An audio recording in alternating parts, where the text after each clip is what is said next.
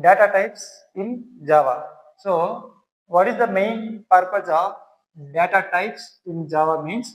The main purpose of data types is to allocate some amount of memory space, for input of the program, inputs of their program. Okay, so the main purpose of data types is to allocate some amount of memory space for inputs of our program. It may be followed by some static memory allocation or maybe followed by some dynamic memory allocation. We can follow any of them, either in static or either maybe dynamic memory. Now, coming to how many data types are there? It is categorized into three types. The first one is fundamental or predefined or built-in or core data types. The second one is derived data types. The third one is programmer or user defined or secondary data types. So these are the three types of data types in Java. Coming to the first one, what is the fundamental data types in Java? What are the FDTs means? FDTs are allows us to store only single value. Fundamental data types are allows to store only single value but not multiple values. For example, here a is a variable of type integer, and here I define a is equal to 10. Means 10 value will be stored in a. So a contains how many values? Means a contains only one value, that is 10. So this is valid, and a is allowed to store only single value. Coming to next example, here value 10, comma value 20, comma value 30, comma value 40. These four values are assigned to A. So this type of initialization is invalid because A is allowable to store only single value but not multiple values of like this. So what is a fundamental data type means? Fundamental data types are allows us to store only single value but not multiple values of same type. Now coming to the second one, what is a derived data type? Means derived data types are allowable to store multiple values of same type. For example, we know the concept of array. Concept of array always allows us to store multiple values of same type but not different type. So here if we take a is an integer, a is of type integer, and here if we declare a as an array, in the array, it contains multiple values like 10, 20, 30, 40. These all are belongs to integer type only. So this type of declaration is valid because all are integers only. The coming to second case, B is also an integer. We declare it as an array. Here we store 10, one string name xyz, some float value, and some special character I gave this one. So this type of declaration is invalid because B is we declare as integer, but here we mentioned different values like integer, float, some string. So derived data type is always allowable to store multiple values of same type but not multiple values of different types. So the concept of array comes under which category means derived data types. The third category is programmer defined or user defined data types. What is a programmer defined or user defined data types means this type of data types are allows us to store multiple values of same type or different type or both types. It will allow us to store multiple values. It may be same type. All are maybe integers, all are maybe float type, all are maybe character type, or they may be different type. They may contain integer, floats, and strings. Some characters also like this. It also contains same type, different, or combination of both same and different types. And coming to in C language, we already know the structures, unions, enumerators are all comes under the concept of programmer different data types. Coming to in our Java language, the concept of classes, the concept of interfaces, the concept of enumerators are comes under the concept of programming different. I will explain what is a class, what is an interface, what is an enumerations in the further classes. For example, if you take student s is equal to new student of like this means here I declared s as an object, s is an object, this is of type student class, and this s object allows us to store different values like integer, string, float values, some character like this. So Like this, by using programmer different or user different data types, we can store multiple values of same type, different types, or combination of the both types. Fundamental data types in Java. So in Java, there are 8 fundamental data types are there. These 8 fundamental data types are categorized into 4 categories. 4 categories. The first category is integer category. The second category is float category. The third one is character. The last one is Boolean category. So these are the 4 categories defined in fundamental data types. The first type is integer category data type. So this integer category data type allows us to allocate some amount of memory space for integer data type only, integer data only. And this integer category data type is contains 4 subdata types: byte, short, int, long. Byte will take 1 byte of memory, short will take 2 byte of memory, int will take 4 bytes of memory, long will take 8 bytes of memory. So these are the 4 subdata types in integer category. Now coming to the second one, float category data types. In this one, it is used to store some real constant values in the main memory. So again, it is divided into two subdata types. First one is float, second one is double. Float will take 4 bytes of memory, double will take 8 bytes of memory. Now, the third one, character category data type. What is a character means? It always contains some small a to small z, capital A to capital Z, 0 to 9, or some special symbols.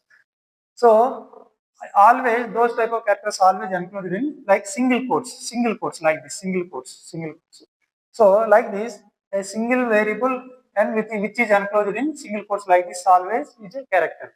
But like this, multiple alphabets which is enclosed in single quotes is invalid. This is not a character, this is a string. Now, the last one, Boolean category data types. What is the purpose of Boolean category data type means? It is allows to store logical values. What is the meaning of logical values means? Feeling that they are exist, but in reality, these logical values does not take any memory space. Logical values does not take any memory space. For example, true and false. These are the logical values. They will not take any amount of memory space in the main memory. So, how much memory they will take means they will take only 0 bytes of memory space. And for example, in the flip flop, for example, the flip flop will take only one bit of memory space, one for true and 0 for false. And the last one, note all the keywords in Java must be written in the small letters. And what is the default value of integer is small 0. What is the default value of float is 0.0. What is the default value of character is null. And what is the default value of boolean is false. In Java, what is a variable? I will explain here.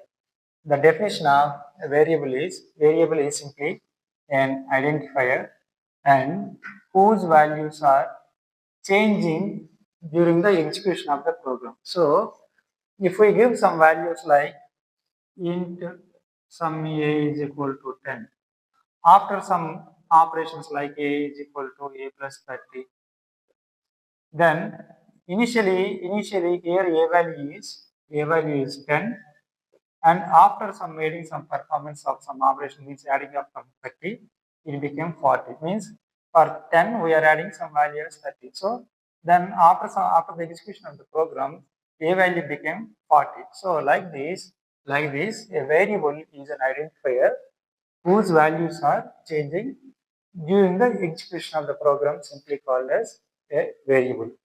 And these are for every input of the program,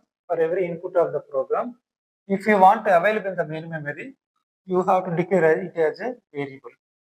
And there are some of the rules for the declare as a variable. The first one is each and every first letter of a variable should be alphabet. This meaning is that suppose if you declare a variable as suppose int some a is equal to 10. Like this, if you declare a is a variable of type integer. If you declare anything as a variable, the first letter should be alphabet. Means this is okay for us. The first, what is the first letter means A is an alphabet, okay for us. If you declare int some dollar symbol is equal to some 50, if you declare like this is invalid because what is the first letter means it is a dollar symbol. It is not alphabet. So like this declaration is incorrect. If you want to declare anything as a variable, the first condition is each and every first letter should be alphabet. That is the first condition to declare as a variable. And the second condition is the length of the variable should not exceed 32 characters. So if you want to declare anything as a variable, what is the length of the variable means it must be below the 32 characters. It should not exceed 32 characters. And no keyword should be used. I will explain some of the keywords in Java. So no keyword should be used to declare as a variable. And the last condition is no special symbol should be used except underscore is available for us. Except only underscore is allowable. Remaining special symbols are not allowable to declare as a variable. So these are the four conditions to declare anything as a variable. The first condition is first letter should be alphabet and the length of the variable should be less than 32 characters and no keyword should be used. And the last one is no special symbol is used except underscore. Underscore is allowable, remaining all are not allowable. Now, if you want to declare a variable, you have to follow some syntax like this. Data type, variable 1, variable 2, variable 3, so on like this, variable 10. In this syntax only you have to follow. This data type indicates this may be fundamental or derived data type or programmer defined data type, this data type. And where V1, V2, V3, V4 are the variable, any valued variable names, any valued variable names. This variable name should follow these four rules. First letter should be alphabet. Length of the variable name should be less than 32 characters. No keyword should be used. No special symbol will be used except underscore. So like this is the sum of the example. Int A, B, C. A is assigned to 10. B is some 20 value assigned. C for C, 30 value is assigned. Like this, in way you can give or int A equal to 10. Like this you can give. Next, declare int B, then assign some value to B. Next, int C is equal to A plus B. In like this, you can declare any of these. You can follow any of these rules like this. First, declare all the variables like this and assign some values, or declare that and assign some value. Declare some B, assign some value. Declare some C and perform some operations. Like this, you can follow any of these two. This type of declaration is called the C language declaration. This type of declaration is called as C++ declaration. So Java will follow any of these two. And how to initialize a variable means variable can be initialized like this. Data type v1 is equal to some value and v2 is equal to some value. So on vn is equal to some value. Like this, variables will be initialized. For example, int a is equal to 10, float b is equal to 20. Like this, we can assign some values to the variables. This is called as variable initialization. Next concept is constants in Java. What are the constants means? Constants are simply variables and whose values can't be changed during the execution of the program. So these constants also are simply like variables only, but their values does not change during the execution of the program. Those values are fixed. For example, if you want to use any value as a common value means throughout the program that value will be fixed. And these common values are used by all the programmers, and this common value can't be changed because that common value will be used by all the programmers. So if you want to make any value as a constant, you have to use one keyword called final. So if you use the keyword final keyword, that's meaning is that the value does not be changed during the execution of the program. So this final keyword will be used at three levels: at variable level, at method level, at the class level. I will explain. how can we use final keyword at variable level, how we can use final keyword at method level, how we can use final keyword at class level. So final keyword should be used at three levels: final at variable level, final at method level, and final at class level. The first one is final at variable level. Means if you don't want to change the value of the variable, we must use the final keyword. I don't want to change the value of the variable. Suppose I declared a variable name as pi. This is of type float, and I used one keyword called final. And and so in this meaning is that I don't want to change the value of the pi. That's why I use the keyword final. So what are the conditions you have to follow if you declare a variable as a final means? First assignment is valid. First assignment is valid means pi is equal to 3.1417 if I gave this one. This is the first assignment. I gave first value to the pi. So this is valid because first assignment is allowable for us. Next subsequent assignments means next I gave one value 9.89f. So this is the second assignment which is invalid. So only first assignment is allowable if you declare any variable as a final. Next subsequent assignments are invalid.